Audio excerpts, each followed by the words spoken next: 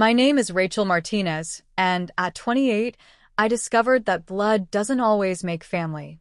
While I spent 4 years caring for my sick mother and keeping our family restaurant afloat, my sister Sofia was living her dream life in Los Angeles, building her influencer career. I never expected recognition, but I certainly never expected what happened at our family Christmas dinner, when Sofia stood up and announced they had all decided I was no longer welcome in the family business, or the family itself.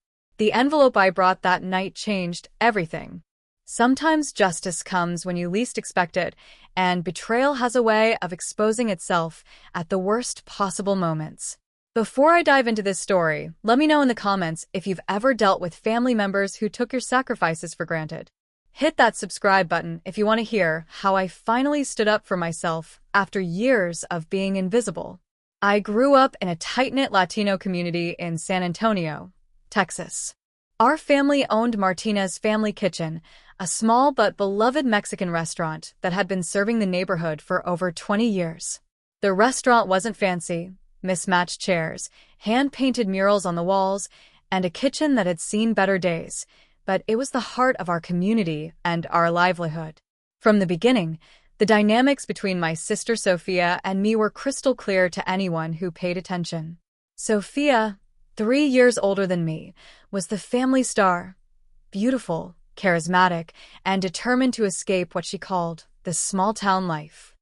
Our mother, Carmen, would beam with pride whenever Sofia talked about her big dreams, while our father, Miguel, taught me the practical side of running a restaurant. Mija, Dad would say as we prepped vegetables in the early morning hours before opening, a business is like a family. It needs someone who cares about every detail, not just the glamorous parts. Those morning conversations shaped my understanding of responsibility in ways I couldn't have imagined. While Mom encouraged Sofia's social media ambitions and drove her to modeling auditions in nearby cities, Dad and I developed our own bond over inventory sheets and customer service. It wasn't that Mom didn't love me, but she had always dreamed of having a daughter who would become famous, and Sofia seemed destined for exactly that kind of success. By high school, our roles were firmly established. Sofia was homecoming queen, had thousands of followers on her social media accounts, and dated the captain of the football team, while I maintained honor roll grades and helped manage the restaurant's books after school. I never resented Sofia's spotlight because I genuinely found satisfaction in being reliable, the person who kept things running smoothly behind the scenes. During family celebrations, Sofia would be at the center of every photo, telling animated stories about her latest photo shoots or brand partnerships, while I made sure the food stayed warm and everyone had drinks. Our extended family, aunts, uncles, and cousins, would gather around Sofia during these events, eager to hear about her glamorous life. Sofia's going to be famous one day, Tia Rosa would predict, while I quietly cleaned up spilled drinks and managed the chaos of large family gatherings. During Sofia's senior year of high school, she started gaining serious traction as an influencer, partnering with local fashion brands and beauty companies. By the time she graduated, she had 50,000 followers and several companies interested in sponsoring her move to Los Angeles. I was finishing my sophomore year when Sofia announced her plans. "I've been offered a chance to work with a major talent agency in LA," she declared during Sunday dinner. "This could be my big break." Mom immediately started planning Sofia's send-off, treating it like a celebration of the family's success. Dad seemed more cautious, but he didn't want to dampen Sofia's dreams. "How will you support yourself while you're building your career?" he asked. "The agency thinks I can make it within a year," Sofia replied confidently. "And some brands have already committed to partnerships." What she didn't mention was that she would need financial support from the family to make the transition work. Over the next few months, I watched my parents dip into the restaurant's emergency fund to help Sofia with her move, her apartment deposit, and her initial living expenses in Los Angeles. "It's an investment in her future," Mom explained when I questioned the wisdom of depleting our savings. "When Sofia becomes successful, she'll be able to help the whole family." Sofia left for LA 2 weeks after my junior year started. I remember helping her pack her designer clothes, most of which had been gifts from Mom, into expensive luggage that cost more than I made in a month working part-time at the restaurant. "You understand why I have to do this, right?"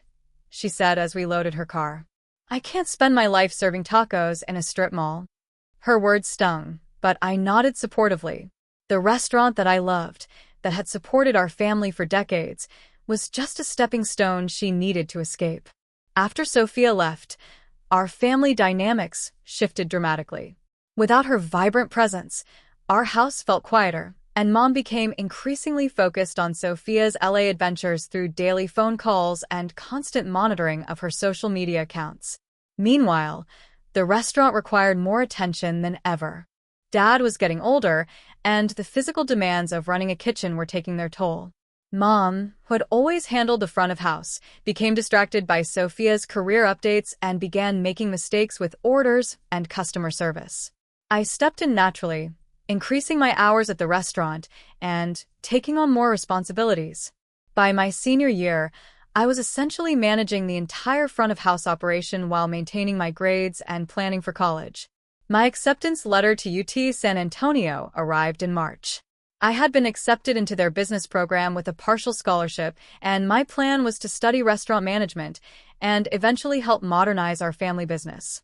But 3 weeks before graduation, everything changed. Mom collapsed during the lunch rush on a busy Saturday.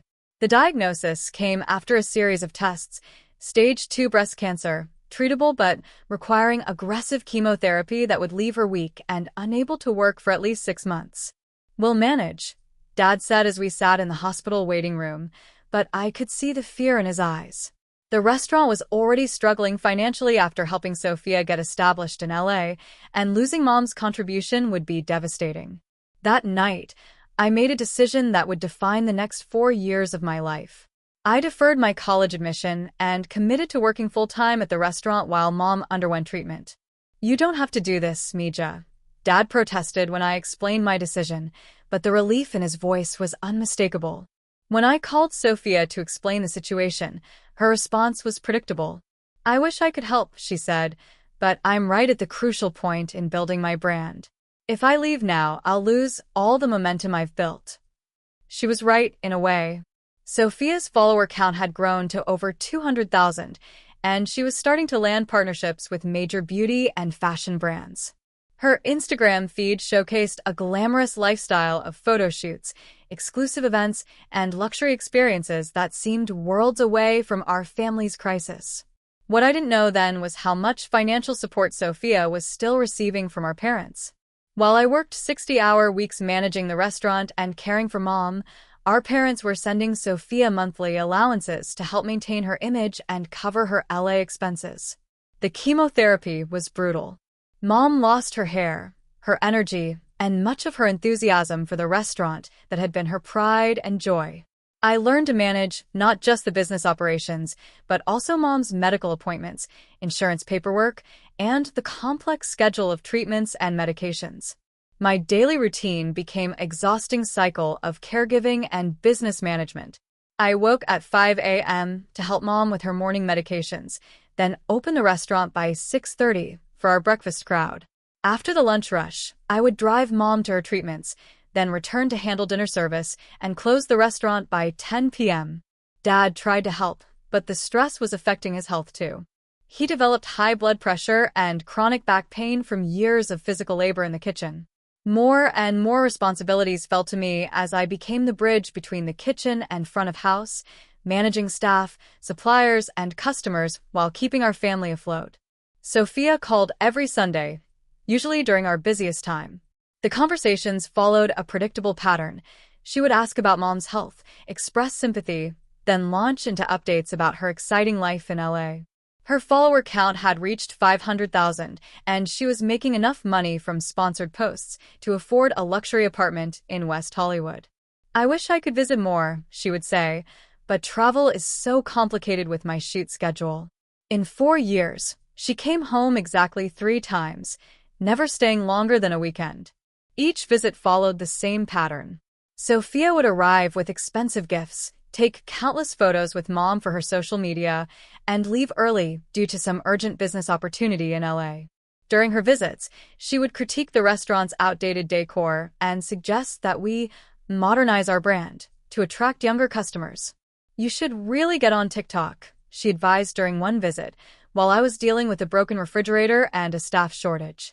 Food content is huge right now. Her suggestions always focused on surface-level changes rather than the operational improvements we actually needed. Meanwhile, I was learning every aspect of restaurant management through necessity: food cost analysis, staff scheduling, supplier negotiations, and health department regulations. During Mom's second year of treatment, I discovered the first indication of our family's hidden financial arrangements. While organizing paperwork for our accountant, I found bank statements showing regular transfers to an account I didn't recognize. When I asked Dad about it, he looked uncomfortable. "Your sister needs help maintaining her image," he explained quietly. "The competition in LA is intense, and she has to invest in her appearance and marketing to stay relevant." I said nothing, but the numbers were staggering. Over the past year, my parents had sent Sofia over $40,000 while I worked for barely above minimum wage, and we struggled to keep the restaurant profitable. The irony wasn't lost on me. While I sacrificed my college plans and worked exhausting hours to keep our family business alive, Sofia was receiving financial support to maintain a lifestyle that she showcased to hundreds of thousands of followers as proof of her independent success. As Mom's treatment progressed, I implemented changes that improved our restaurant's efficiency and profitability. I negotiated better deals with suppliers, streamlined our menu to reduce waste, and developed relationships with food delivery apps that increased our revenue. I also started taking business courses online during my rare free time, determined to gain the knowledge I needed to help our family succeed. Sofia's social media presence continued to grow. She reached 1 million followers and started landing partnerships with major brands like Fashion Nova and Morphe Cosmetics. Her posts featured expensive clothes, luxury vacations, and exclusive events, creating an image of effortless success that her followers envied. What they didn't see were the monthly bank transfers from our struggling family restaurant that helped fund her glamorous lifestyle. During one particularly difficult month when we could barely make payroll, I discovered that my parents had sent Sofia $5,000 for a marketing opportunity that turned out to be a vacation in Tulum with other influencers. "It's networking," Mom explained when I questioned the expense. "Sofia has to maintain relationships in her industry." Meanwhile, I was wearing the same work clothes every day and hadn't taken a vacation in 3 years. The resentment grew slowly, a constant weight in my chest that I tried to ignore as I focused on the immediate needs of our family and business. Marcus Rivera, our longtime supplier of fresh produce, was one of the few people who seemed to notice my situation. He had been delivering to our restaurant since before I was born, and he watched me transform from a high school student helping after school into the backbone of our operation. "You know, Rachel," he said one morning as we reviewed our weekly order, "what you're doing here is remarkable, but you need to make sure you don't lose yourself in the process."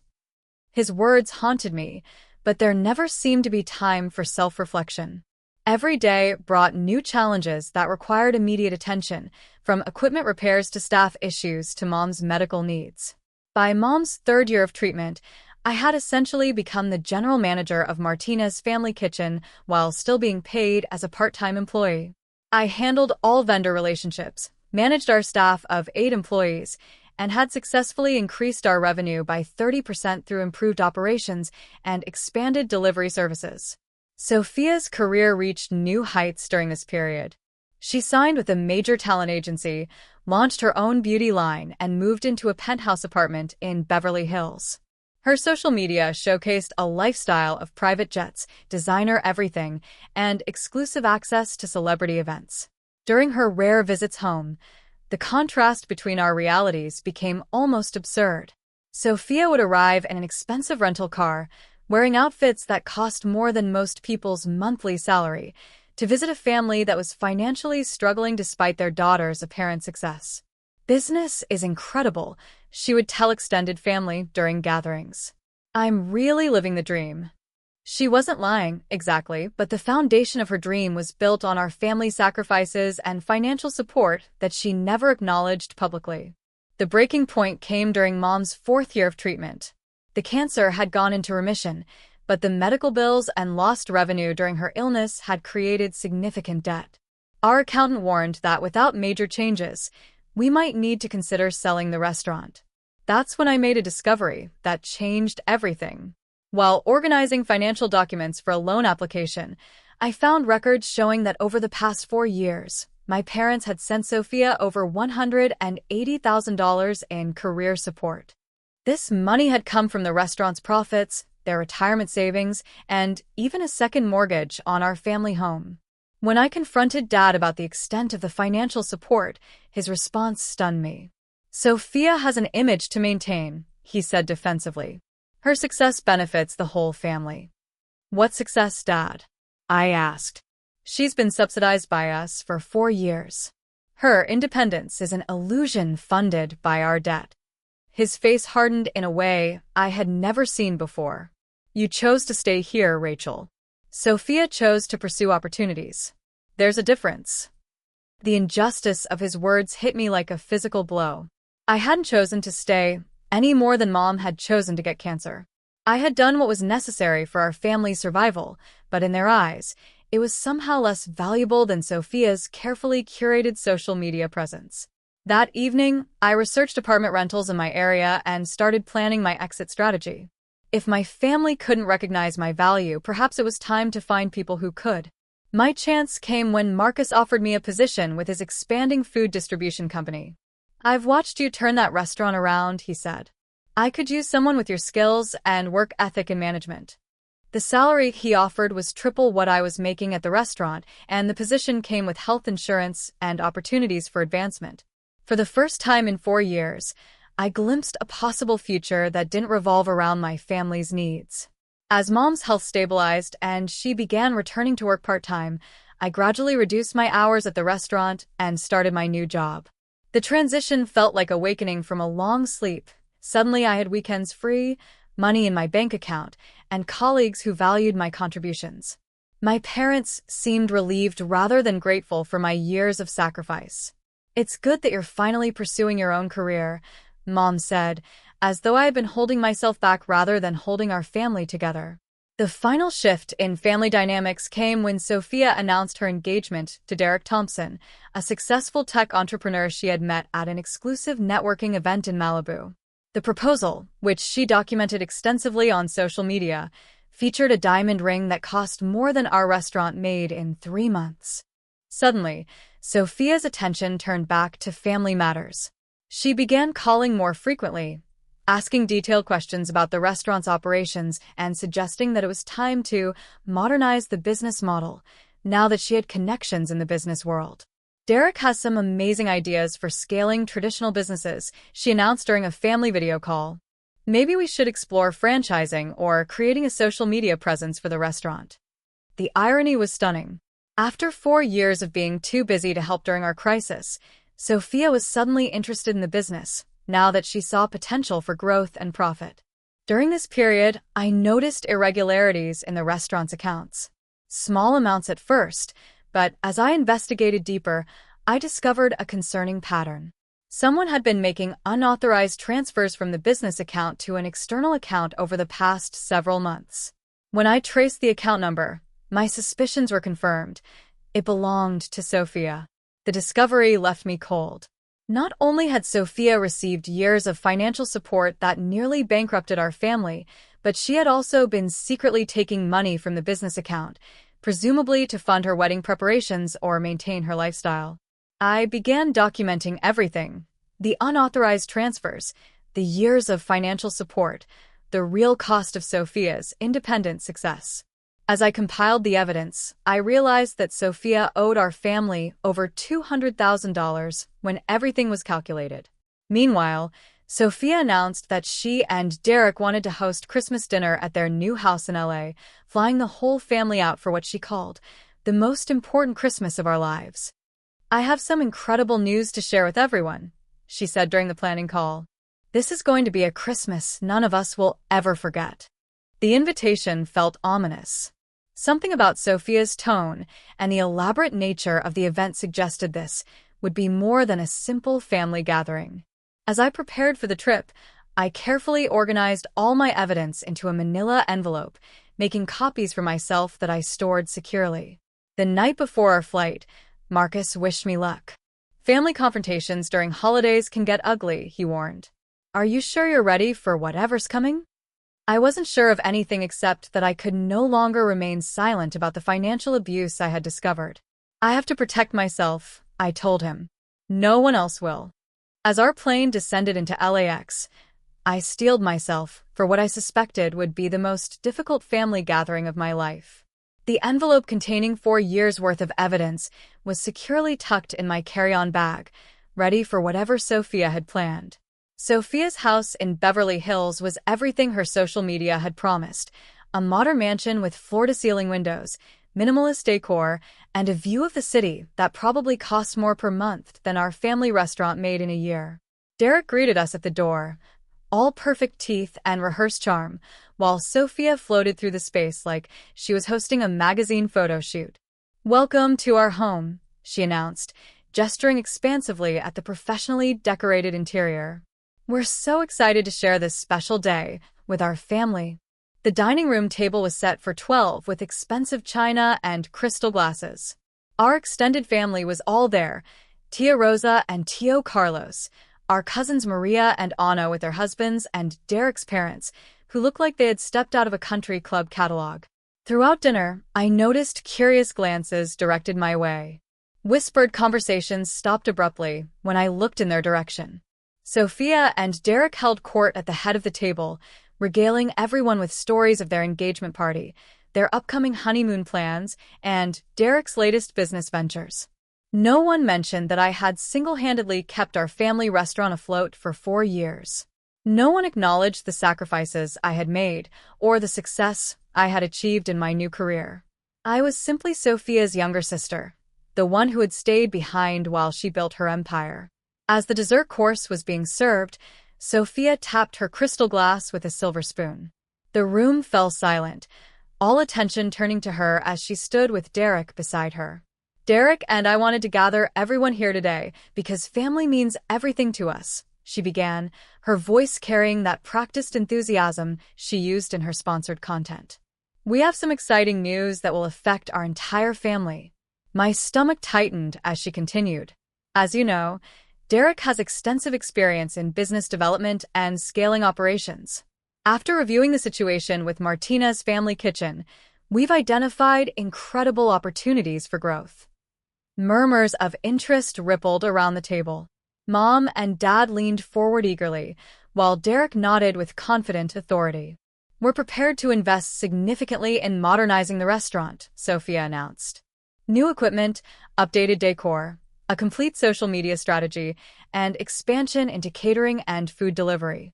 We're talking about transforming a small neighborhood restaurant into a regional brand. The room erupted in excited chatter.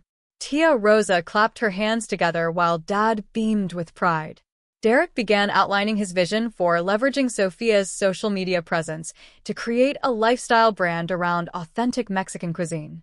But here's the thing, Sofia continued, her expression becoming more serious. For this kind of investment and transformation to work, we need complete alignment and professional management. We can't have the informal, family-style decision-making that has held the business back. I felt the room's energy shift as her words took a more pointed tone. Derek and I will be taking over as managing partners, effective immediately after the new year. We'll be implementing professional standards, streamlined operations, and a cohesive brand strategy. She paused, her gaze settling on me with an expression I couldn't quite read. Unfortunately, this means some difficult decisions about staffing and management roles. We've discussed this extensively with Mom and Dad, and we all agree that for the restaurant to reach its potential, we need to make some changes. The silence in the room became oppressive. I could feel every pair of eyes shifting between Sofia and me. Rachel, Sofia said, her voice taking on a tone of false sympathy, we appreciate everything you've done over the past few years, but your approach to business management isn't compatible with our vision for growth. Your resistance to change and tendency to micromanage has actually been holding the restaurant back. I sat frozen, unable to process what I was hearing. We've made the difficult decision that you won't be part of the restaurant's future operations. In fact, given your attitude and behavior recently, the family has decided that until you can adjust your perspective and support our vision, you're not really welcome in family business discussions at all. Gasps and uncomfortable murmurs filled the room, but no one spoke up in my defense. Mom looked down at her plate, unable to meet my eyes. Dad stared straight ahead, his jaw set firmly. "You've become toxic, Rachel," Sofia declared. "Your jealousy and controlling behavior are harmful to this family's progress." Everyone agrees. As if on cue, heads around the table began to nod. Tio Carlos muttered, "Always was difficult, that one." Tia Rosa sighed dramatically. Even our cousins, who had benefited from my generosity during family gatherings, shifted away from me slightly. "This isn't real," I finally managed to say, my voice barely audible. "We're very serious," Sofia replied. "Mom, tell her." My mother cleared her throat, still avoiding my gaze. "Rachel, dear, we think you need some time to reflect. You've been so controlling lately. It's time to let the professionals handle things." The professionals. As though 4 years of sacrifice and successful business management counted for nothing, because I lacked Sofia's social media following and Derek's MBA. A strange calm settled over me. I had prepared for this, hadn't I? Some part of me had known exactly what was coming.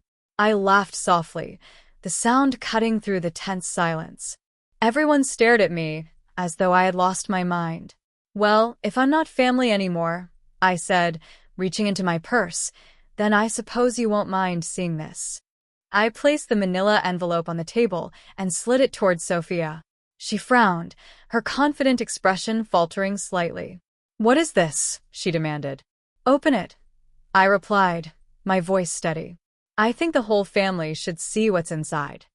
Sofia hesitated, then reached for the envelope. As she opened it and began scanning the first page, her face drained of color. She frantically flipped through the documents, her hands beginning to shake. "This is nothing," she stammered. "These are just normal family transactions." "Read the account numbers, Sofia," I said loudly enough for everyone to hear. "Tell everyone whose personal account received over $200,000 from the family over the past 4 years, including $15,000 that you stole directly from the restaurant's business account just last month." Derek peered over her shoulder, his expression shifting from confusion to shock. "Sofia, what is this?" Sofia's composure cracked completely. She slammed the envelope shut. "This is a misunderstanding. Rachel is manipulating these records to make me look bad." "Bank statements don't lie," I replied calmly. "Neither do the timestamps showing when the unauthorized transfers were made, or the IP address records that trace them to your devices." Chaos erupted around the table. Derek was demanding answers from Sofia. Dad had grabbed the envelope and was examining the contents with growing horror, and Mom was repeatedly saying, "There must be some mistake," while the extended family alternated between stunned silence and excited whispers. I stood up, surprisingly steady despite the adrenaline coursing through my veins. "I didn't just bring copies for you," I announced. "I've documented everything. My new employer's legal team has reviewed the evidence, and they've advised me on my options for recovering the stolen funds." Sofia's face contorted with rage and panic. "You had no right. This is my family's business." "No, Sofia," I replied, gathering my purse. "It was our family's business. The one I saved while you were building your fake empire with our money. The one I modernized while you were taking credit for success you didn't earn." I looked around the table at the relatives who had so quickly sided against me minutes earlier. "You all voted me out of the family? That's fine. I've learned that real family doesn't abandon you when you need them most, and they don't take credit for your work while calling you toxic." As I turned to leave, Derek called after me, his voice shaking. "Wait, we need to discuss this." "Sofia, is this true?" I paused at the doorway. "I've been discussing this for years, Derek. I'm done waiting for people to listen." Walking out of Sofia's perfect house, hearing the raised voices and accusations behind me, I felt a weight lifting from my shoulders. The confrontation I had feared for so long was finally over, and somehow I had emerged stronger than I had entered. I was barely in my rental car when my phone began ringing. Dad's name flashed on the screen, followed by Mom's, then 3 calls from Sofia in rapid succession. I silenced the phone and drove to my hotel, where I ordered room service and allowed myself one night of peace before facing the inevitable fallout. The next morning, I awoke to the sound of someone knocking on my hotel room door. Through the peephole, I saw my parents standing in the hallway, both looking like they hadn't slept. They burst in as soon as I opened the door, both talking at once. "Rachel, thank God," Mom exclaimed. "We've been worried sick." "Why?" I asked. "I'm not family anymore, remember?" Dad winced. That was Sofia talking. "We never should have gone along with it." "But you did," I pointed out. "You sat there and let her humiliate me in front of everyone, after I spent 4 years keeping your business alive." Mom sank onto the hotel room's small sofa, her composure cracking. "We didn't know about the money, Rachel. You have to believe that." I told Dad about the unauthorized transfers weeks ago. He dismissed it. Dad's face flushed with shame. I didn't want to believe it. Sofia is my daughter too, and she was so convincing about having plans for expanding the business. And I was what? Just the placeholder until Sofia decided she wanted what I had built. "No," Dad protested weakly. "You were always important. Important enough to push aside when something shinier came along," I replied. "Important enough to expect sacrifice from, but not important enough to value or protect." They spent the next hour explaining what had happened after I left. Derek, confronted with evidence of Sofia's deception, had demanded a full accounting of their finances. Sofia broke down and admitted not only to the unauthorized transfers, but also to years of exaggerating. Her income and success. "Her beauty line is failing," Mom said quietly. "Most of her apparent success has been funded by our support and credit cards." Derek is reconsidering the engagement. The revelation didn't surprise me as much as it might have. Sofia had always prioritized appearances over substance, and her social media empire had been built on a foundation of family money rather than genuine business success.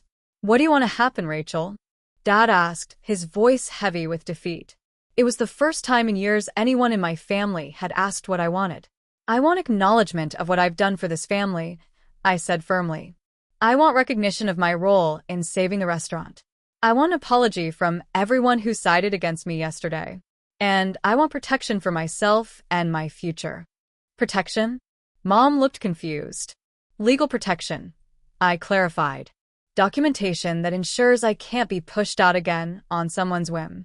If I'm going to have any relationship with this family, it needs to be on equal terms with clearly defined boundaries." Dad nodded slowly. "That's more than fair." "And Sofia?" My parents exchanged troubled glances. "She needs to face consequences," Dad admitted. "Real ones." Over the next week, our family began a painful process of reconstruction. Sofia's social media empire crumbled as the truth about her finances became clear.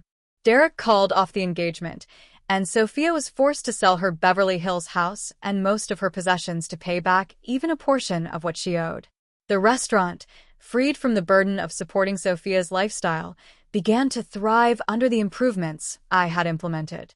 My parents formally acknowledged my contributions and established legal protections for my role in the business, should I choose to return. But I didn't return. Instead, I continued building my career with Marcus's company, where my skills and dedication were valued without the complicated dynamics of family obligation. I used my experience with restaurant operations to help other family businesses improve their operations and financial management. 6 months after the Christmas confrontation, I received a handwritten letter from Sofia. She was living in a small apartment in Phoenix, working as a social media manager for a local business and slowly rebuilding her life without the artificial support she had relied on for so long. "I'm sorry," the letter said simply.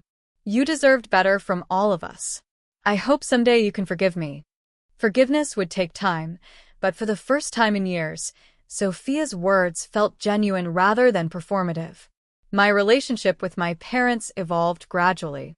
We met monthly for lunch, building a new dynamic based on mutual respect rather than assumed obligation. They had learned to value my contributions and opinions, while I had learned to protect my own interests and well-being. The extended family members who had so quickly sided against me made various attempts at reconciliation. I accepted their overtures politely, but maintained emotional distance. Some relationships could be rebuilt. Others had revealed fundamental flaws that couldn't be repaired.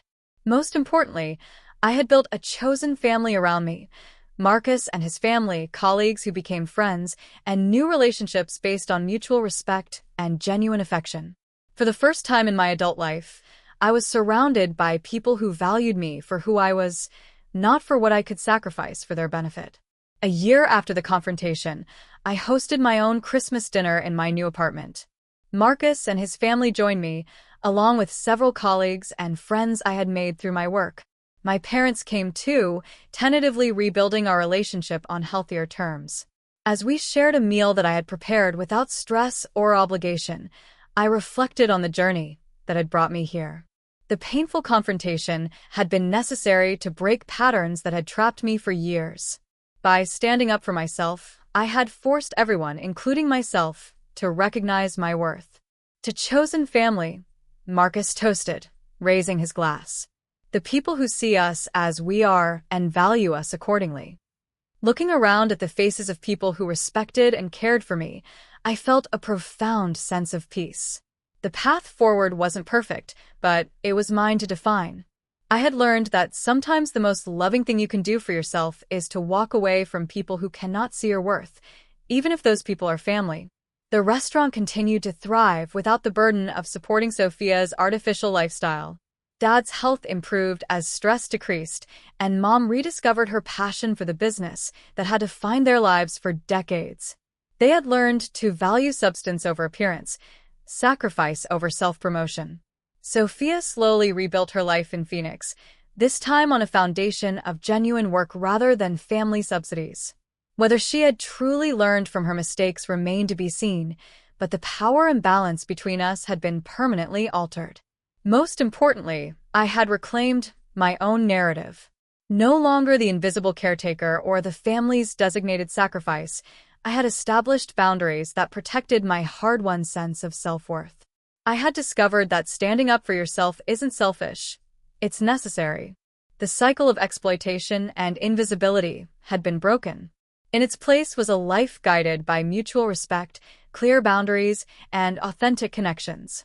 I had finally learned the most important lesson, that I deserved to be valued not despite my differences from my family, but because of the strength, resilience, and integrity those differences represented. What about you? Have you ever had to stand up to family members who took you for granted? How did you handle discovering that your sacrifices were being taken advantage of? I'd love to hear your stories in the comments below. Don't forget to like this video if it resonated with you.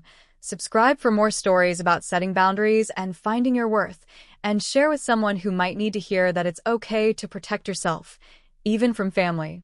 Thank you for being part of my journey.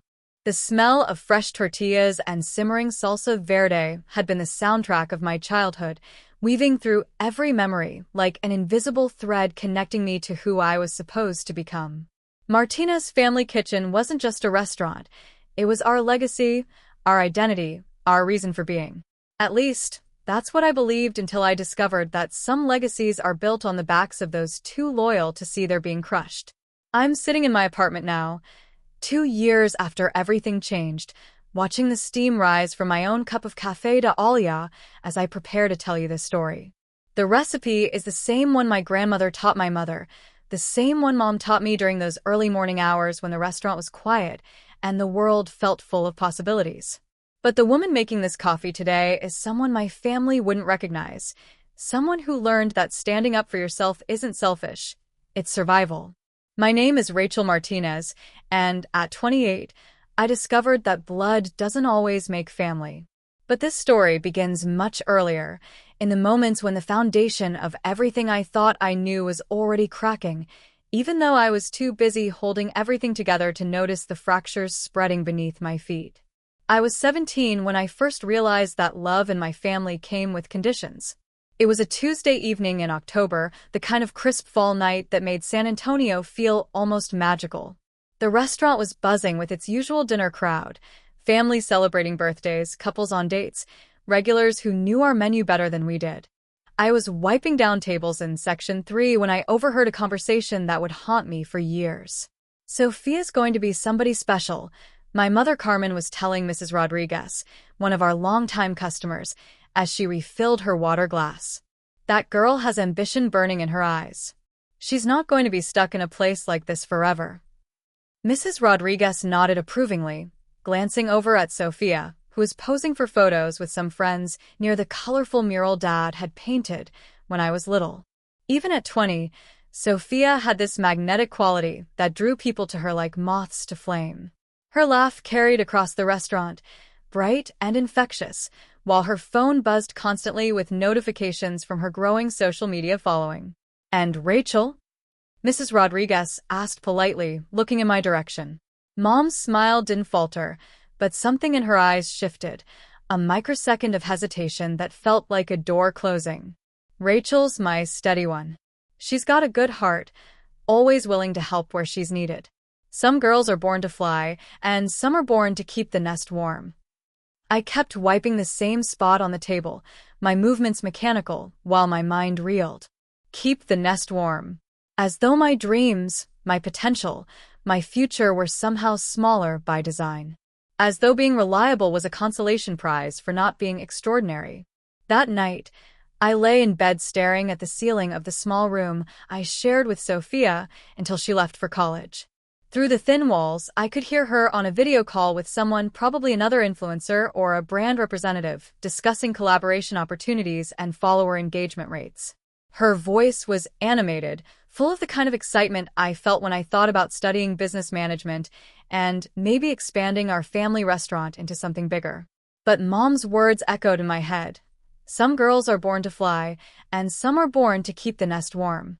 I had never questioned my role as the reliable daughter, the one who showed up early and stayed late, who remembered birthdays and managed logistics while Sofia chased spotlights.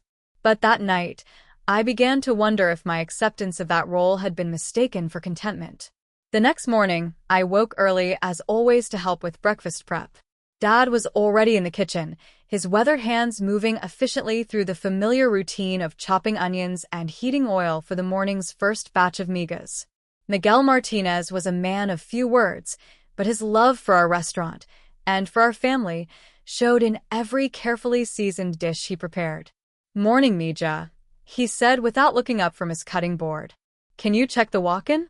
I think we're low on cilantro." I pulled on my jacket and headed to the walk-in cooler, breathing in the sharp, cold air that always helped clear my head. As I counted inventory, I thought about Mrs. Rodriguez's question and Mom's response. Why hadn't anyone ever asked what I wanted to be? Why was my future assumed rather than explored? When I returned with the cilantro count, Dad was preparing the masa for fresh tortillas, a process that required perfect timing and technique. I had watched him do this thousands of times, but that morning I found myself studying his movements more carefully. "Dad," I said, tying my apron around my waist, "do you think the restaurant could ever be bigger than this?" He paused in his kneading, looking at me with the kind of attention he usually reserved for complex recipes. "What do you mean, bigger?" "I mean, what if we expanded?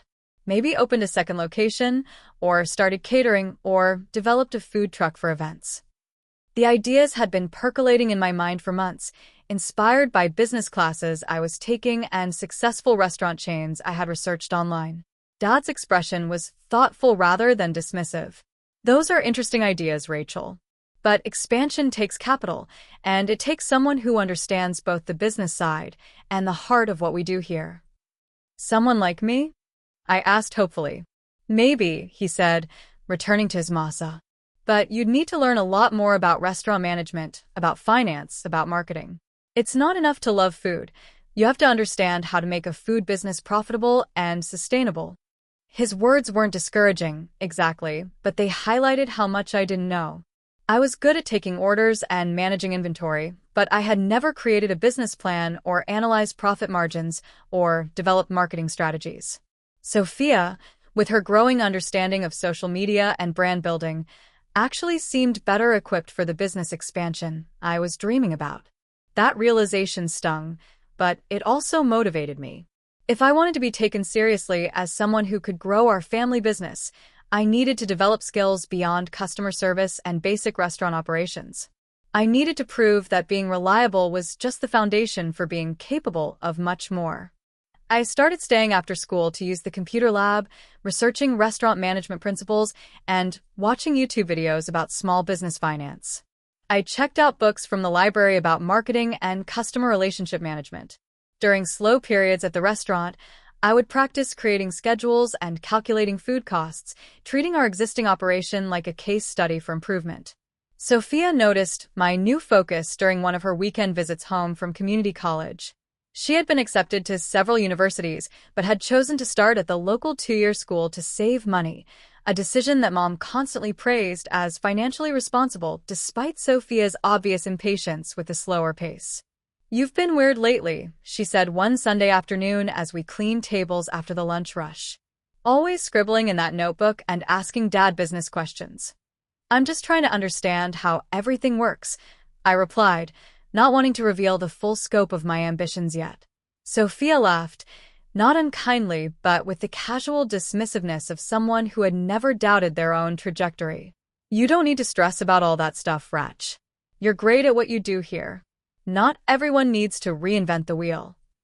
Her comment echoed Mom's earlier words about nest warming, and I felt that familiar sting of being categorized as someone whose dreams should be smaller, more practical, more contained. But I was beginning to understand that if I wanted to change those expectations, I would have to do more than dream. I would have to demonstrate capabilities that no one could dismiss or minimize. The opportunity came sooner than I expected, though not in the way I had planned. It was late November, just after Thanksgiving, when Dad injured his back while lifting a heavy box of supplies.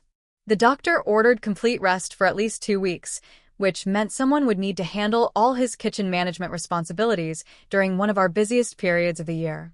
Mom could handle some basic cooking, but she had never managed the complex scheduling and preparation that kept our kitchen running efficiently. "I can do it," I told them as we sat around our kitchen table that evening, Dad wincing every time he shifted position. "I know all the recipes and I understand the prep schedules. Give me a chance." Mom looked skeptical. "It's a lot of responsibility, Rachel. The kitchen is different from the front of house." "I've been watching and learning for years," I insisted. "And I've been studying restaurant management. I think I can handle it." Dad studied my face for a long moment. "It's not just about cooking, Mija. You'd need to manage the other kitchen staff, coordinate with suppliers, handle the food orders. If something goes wrong, then I'll fix it," I said firmly. "And if I can't fix it, I'll ask for help. But let me try." The next morning, I arrived at the restaurant an hour earlier than usual, my notebook filled with prep schedules and inventory lists. The kitchen felt different when it was my responsibility, larger and more intimidating, but also full of potential. I had spent the previous evening planning every detail, from the order of prep work to backup plans for potential problems. Maria, our most experienced line cook, arrived to find me already organizing ingredients for the day's specials. She raised an eyebrow but said nothing, waiting to see if I would crumble under the pressure or rise to meet it. By noon, we were running smoothly. I had successfully coordinated the morning prep, managed 2 supplier deliveries, and kept the kitchen on schedule through a busy lunch rush. More importantly, I had done it while maintaining the quality standards Dad had established over 20 years of operation. "Not bad, little Martinez," Maria said as we cleaned up after lunch. "You might actually know what you're doing." The compliment meant more to me than any grade I had ever received. For the first time, I felt like I was being seen as someone capable of leadership rather than just reliable support. Over the next 2 weeks, I managed the kitchen with increasing confidence. I streamlined some of Dad's processes, reorganized the storage system for better efficiency, and even negotiated a better price with our produce supplier by demonstrating detailed knowledge of our usage patterns and seasonal needs. When Dad returned to work, he found a kitchen that was running better than when he had left it. "I'm impressed," he admitted as we reviewed the financial numbers from my 2 weeks of management. Food costs are down, efficiency is up, and we didn't have a single customer complaint about food quality. I felt a surge of pride and hope. Maybe this was my chance to prove that I could be more than the reliable daughter who kept the nest warm. But life has a way of testing your resolve just when you think you've found your path forward. 3 weeks after Dad returned to work, Sofia announced that she had been accepted to transfer to UT Austin with a partial scholarship. The acceptance letter came with an opportunity to join the university's business program and an internship with a marketing company that specialized in social media strategy for restaurants and hospitality. "This is incredible," Mom gushed as Sofia shared the news over Sunday dinner. "A business degree from UT, plus experience in exactly the kind of marketing our industry needs. Sofia could really help take this restaurant to the next level when she graduates." I felt my stomach drop as the implications of Mom's words sank in. Just as I was beginning to prove my capabilities, Sofia was being positioned as the family member with the education and skills to lead our business into the future. My 2 weeks of successful kitchen management suddenly felt insignificant compared to Sofia's academic achievements and her growing expertise in exactly the kind of modern marketing our restaurant probably needed. "That's great news," I managed to say, forcing enthusiasm into my voice while inside, I felt something precious slipping away. Sofia beamed, already planning her transition to Austin and the opportunities that awaited her there. "I'm going to learn everything about restaurant marketing and social media strategy.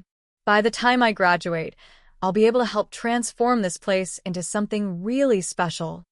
Dad nodded approvingly while Mom began planning Sofia's send-off, as though it were a celebration of the family's collective success. No one mentioned my recent kitchen management success or asked about my own plans for contributing to the restaurant's future. That night, I made a decision that would define the next several years of my life, though I didn't understand its full implications yet. If Sofia was going to come back with a degree and professional experience, I would make sure I had something equally valuable to offer. I would continue learning everything I could about restaurant operations, finance, and management. I would prove that hands-on experience and dedication were just as valuable as formal education and theoretical knowledge. I had no way of knowing that life would soon test that commitment in ways I could never have imagined, or that the reliable daughter who kept the nest warm would soon be the only thing standing between our family and complete disaster. But that part of the story begins 6 months later, on an ordinary morning when Mom collapsed during the lunch rush and everything we thought we knew about our family's future changed forever.